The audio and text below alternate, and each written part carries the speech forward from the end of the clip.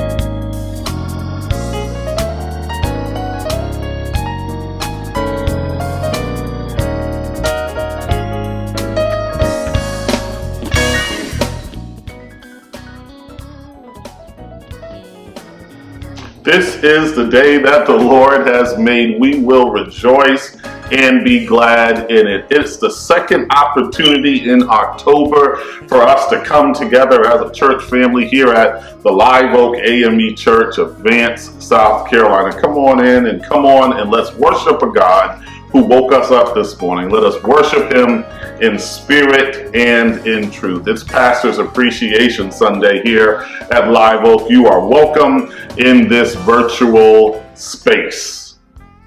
Let us pray. Holy God, Heavenly Father, we have so much to thank you for.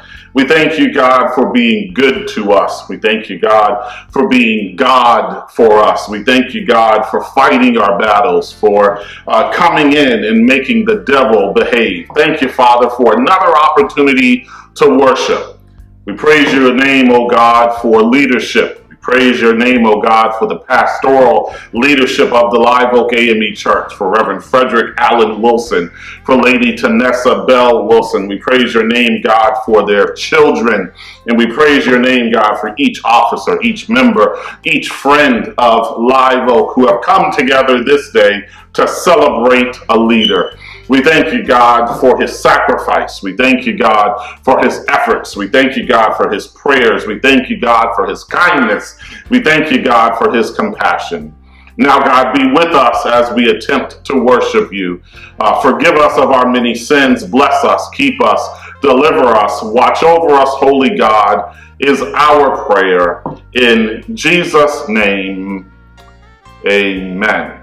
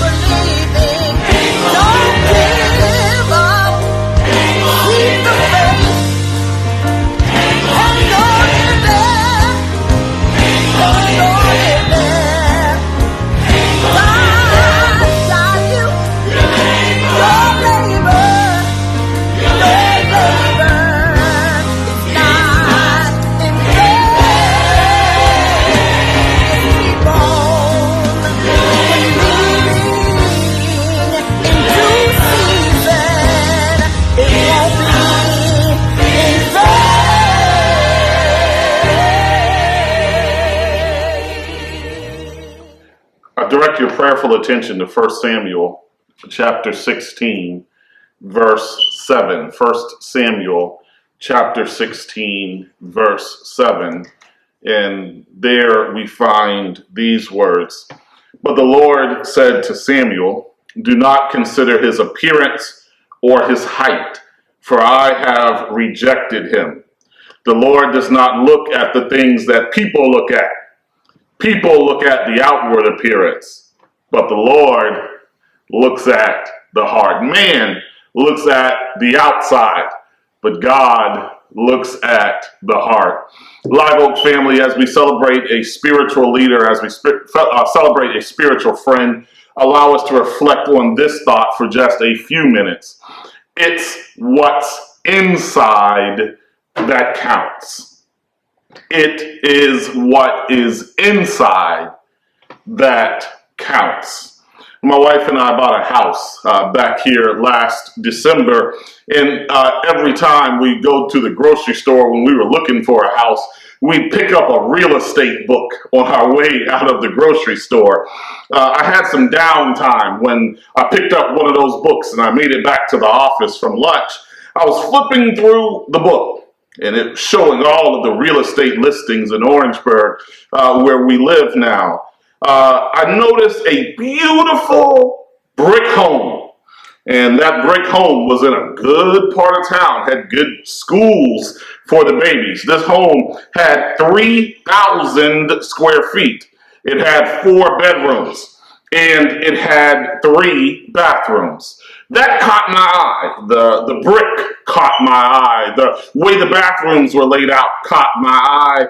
But I noticed that what really stood out to me was that this 3,000 square foot, 4 bedroom, 3 bathroom house was listed in the book for only $18,000. The only picture that was in the real estate book was a picture of the outside, but it directed me to a website so I could see more pictures of this 3,000 square foot, 4 bedroom, 3 bathroom, $18,000 home. Well, I went to the website, and immediately I understood why the house was so cheap. A house fire had destroyed the inside of that home.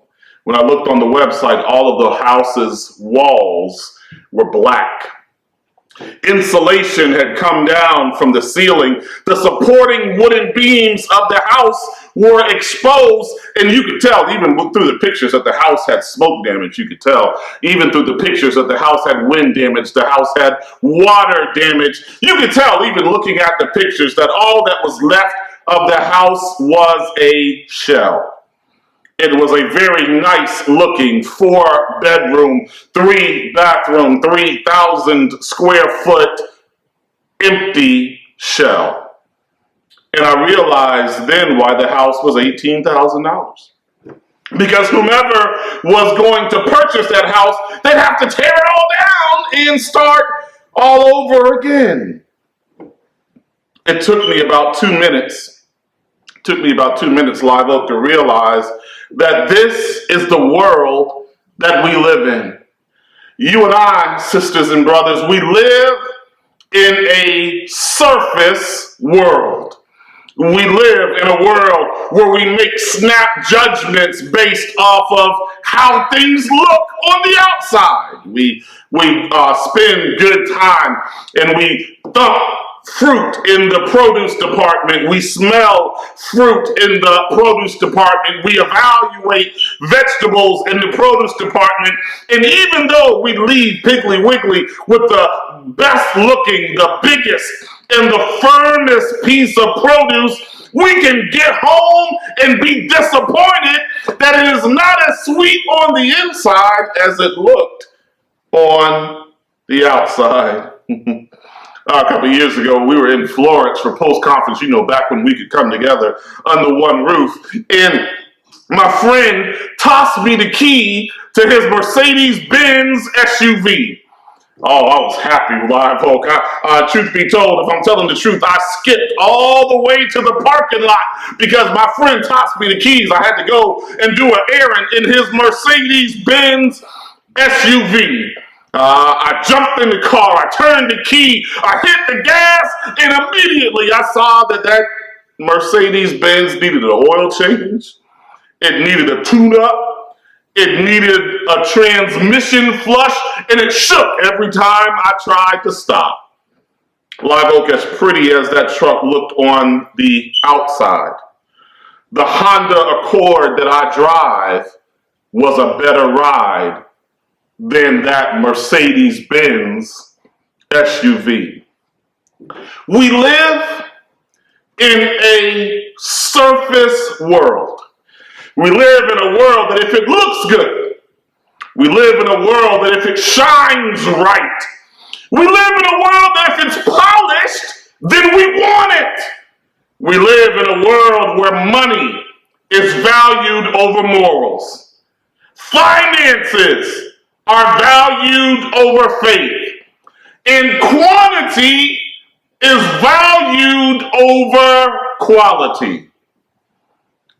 If you don't believe that quantity is valued over quality, sometime this afternoon between football games, let me give you a simple experiment to try. Find a child. Get a little toddler, 2 or 3 years old, and tell that child you want to give them some money. Then I want you to take 3 quarters and put them in one hand, 75 cents. Take a dollar bill and put them in the other hand. Show them 3 quarters and show them a dollar bill and ask them which one they'd rather have. The vast majority of the time, that child, that baby, will choose 75 cents over a dollar because they'd rather have 3 than have 1.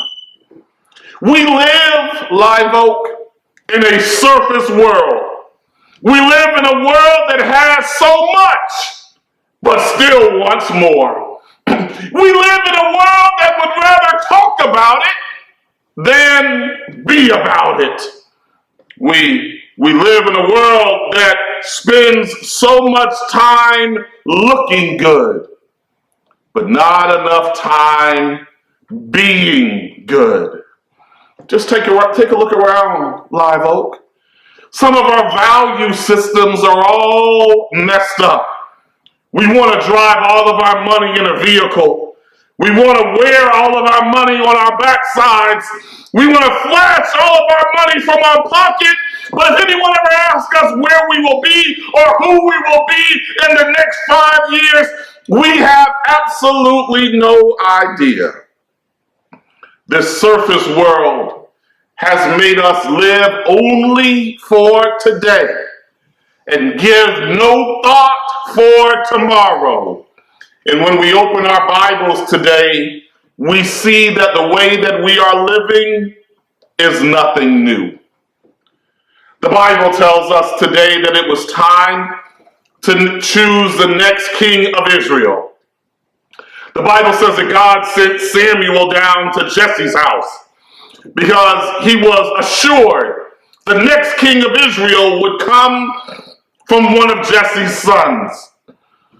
Jesse paraded his oldest son in front of Samuel first. Why did he do that? Because in a surface world, it is the oldest son who gets the preference.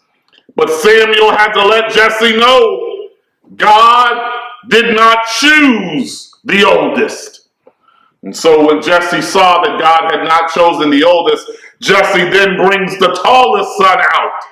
People like to look up to tall leaders. And Samuel told Jesse, God hasn't chosen the tall one either. Then Jesse brings forth the good-looking son. Again, the answer is no. The smart son, the intelligent son, the A student comes forward, and again, the answer is no.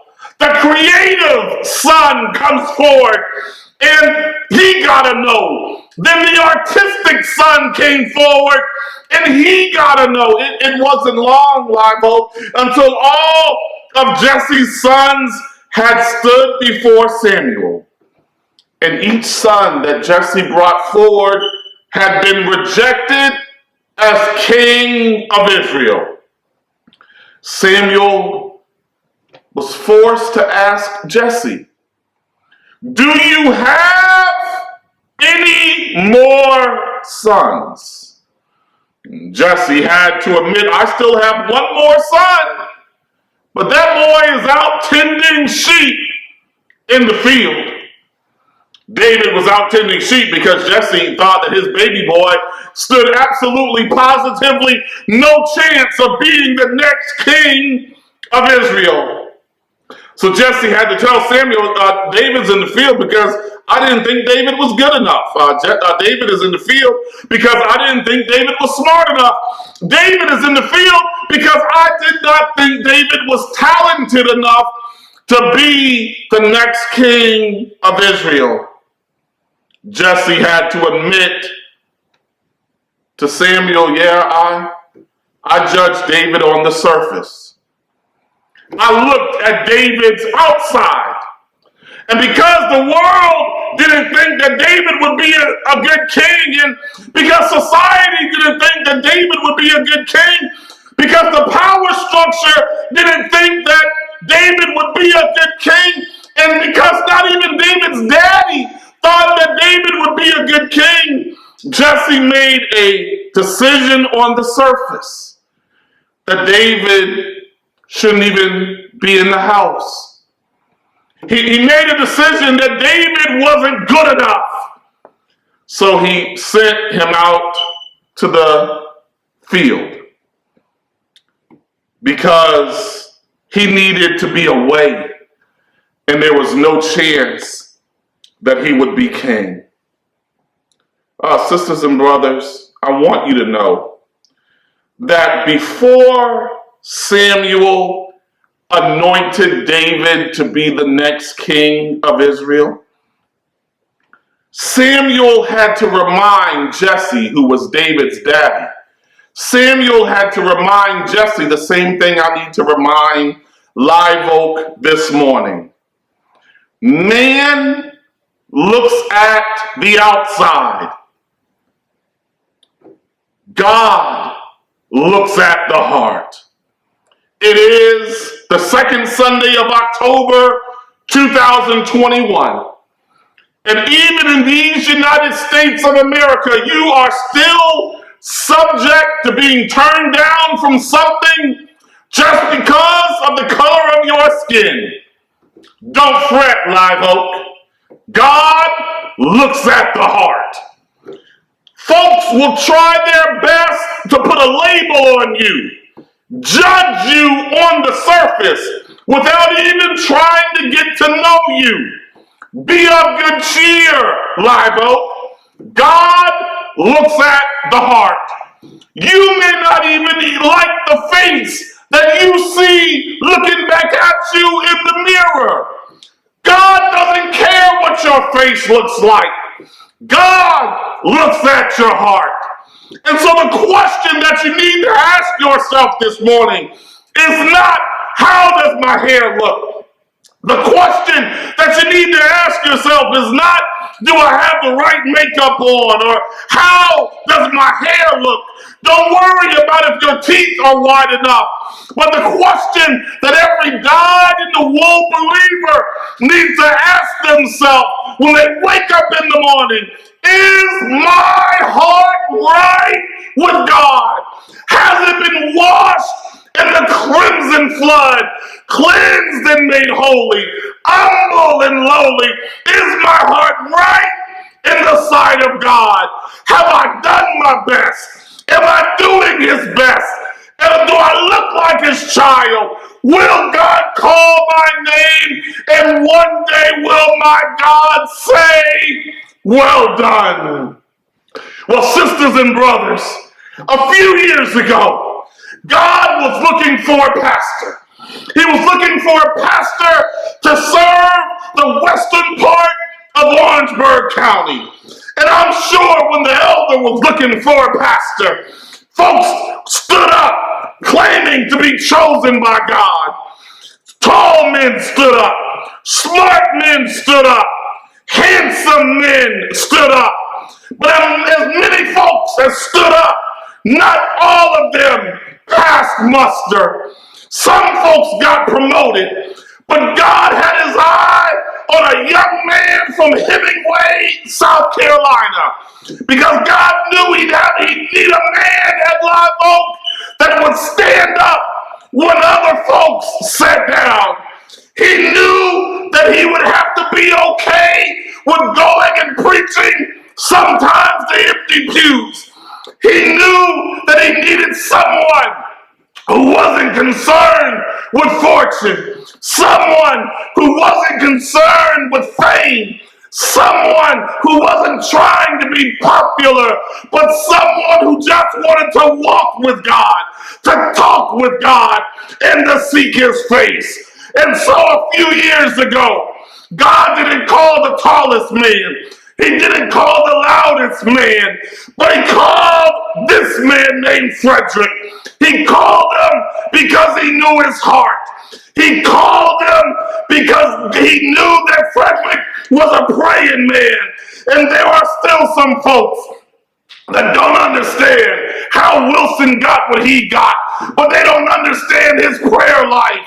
There are some folks who don't understand the anointing on the Wilson family, but we have to understand that God chooses who he wants, when he wants, to do what he wants, and we praise God for God's grace, for God's mercy, for God's power, and we affirm today that God knows what he is doing.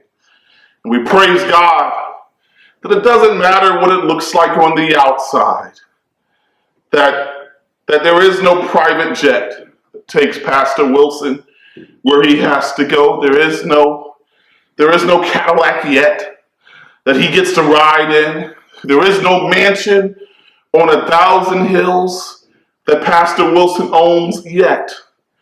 But we praise God that don't really matter. We thank God that it's what's on the inside that counts. We praise God that when we call him, he answers. We praise God that when we ask for prayer, he bows his head. We praise God for the Spirit of God that runs through his body. We praise God for his helpmate. We praise God for Lady Tanessa Bell Wilson. We praise God for the children who are going to grow up and change the world as well. And we praise God for you, Live Oak, for having the good sense to take care of a good leader. We praise God for you accepting the man that God sent on the outside, knowing that God has already judged his heart. And when God looks at the Wilson's heart, God says, well done. Amen.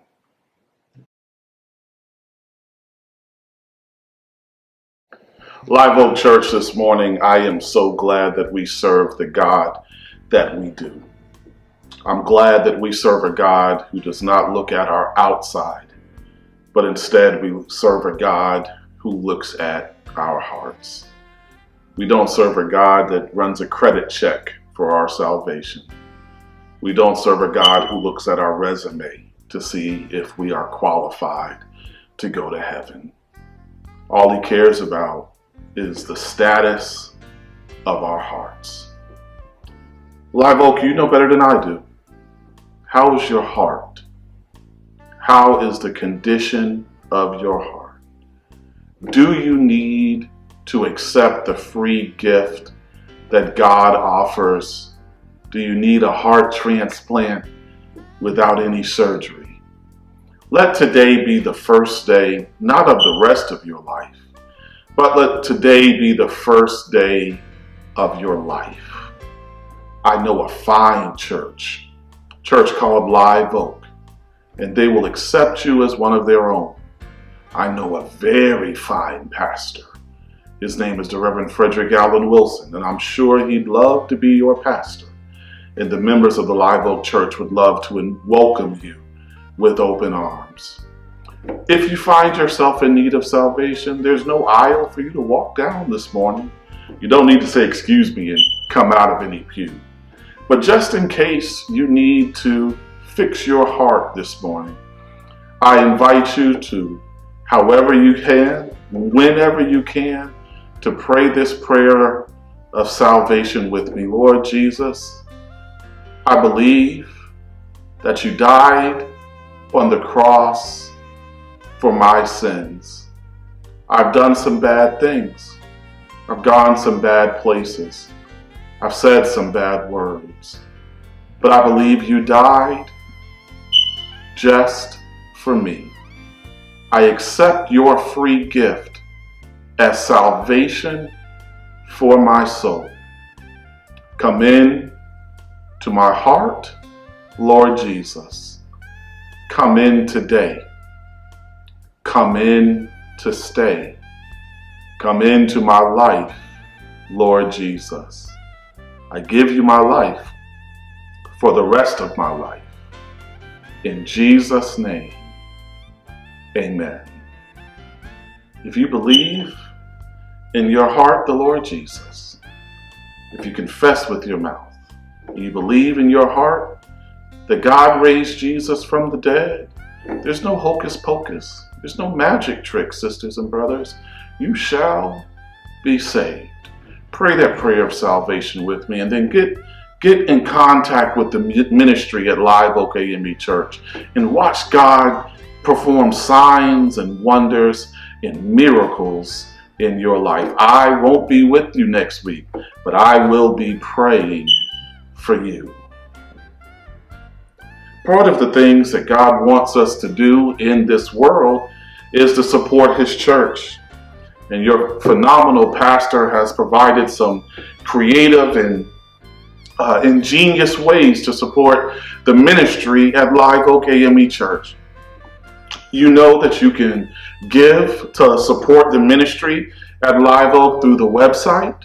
You may also send your gifts to the P.O. Box at Live Oak. You may also use just your cell phone to give to Live Oak through Givelify. And if you're in town anytime between 10 a.m. and 2 p.m. on Saturday, just stop by the church. I'm sure you miss being around the church, and someone will be right there to assist you in giving to support the ministry at the Live Oak AME Church. The Word of God is true. God loves a cheerful giver. Will you receive now the benediction? Grace, peace, truth from God the Father, God the Son, God the Holy Spirit. May it rest, may it rule, may it reside with each of us, now, henceforth, even forevermore. Amen.